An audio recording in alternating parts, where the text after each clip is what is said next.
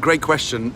It's not Bobby Flay. I have to say, it was when I ate a beating cobra's heart, and this thing made me feel sick because I could still feel it like, bouncing around in my tummy. So I Googled the side effects to eating a cobra's heart. 2 minutes later, I passed it out.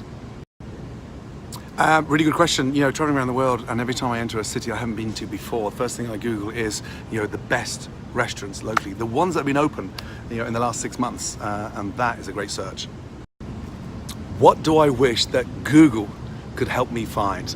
It's been 10 years in the making, but I would love them to help me find the frickin' lamb sauce. Where did I grow up? I was actually born in Glasgow, but I grew up in Stratford-upon-Avon. Good question.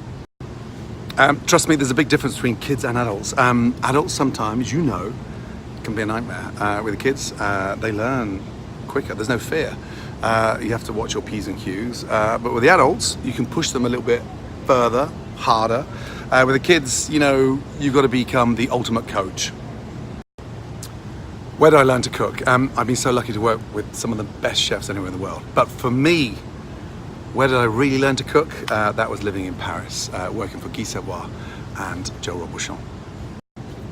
Now, this is a really good question because the biggest problem is chefs actually cook for themselves as opposed to their customers. And then the second big issue is they cook food that's not even in season, so you've got no chance of making it delicious when it's not even in season. Crazy. What do I eat at home? Weekends it's always a roast. Monday to Friday, a lot of spaghetti. But the one thing I do enjoy every morning is the most amazing oatmeal. Oatmeal with caramelized bananas, to die for.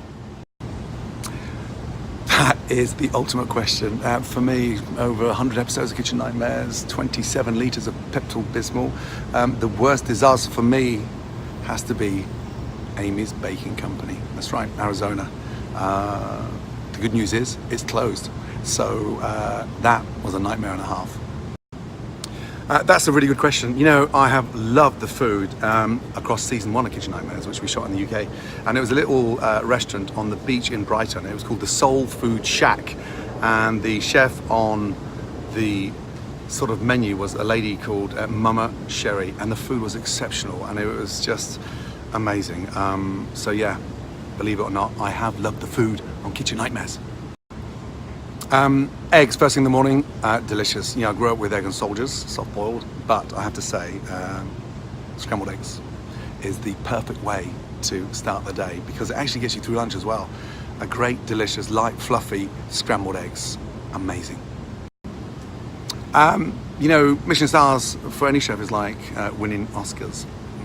Currently, we've got 7 Michelin stars, and yeah, our flagship restaurant, Gordon Ramsay, 20 years old this year, and we've maintained 3 stars for 17 years. Who doesn't love a great soda potato? So I always make the most amazing soda potatoes with the leftover boiled potatoes. Slice them, not too thin, non-stick pan, olive oil first, shallots, garlic, saute the potatoes, and then finish with butter, fresh parsley. Amazing.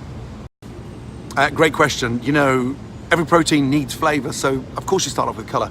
Cooking with chicken is a little bit more difficult. There's hardly any fat, and so you can color the skin, but don't color the meat because it tends to dry chicken out. But definitely, I want that at the top of my tombstone. No color, no flavor. R.I.P.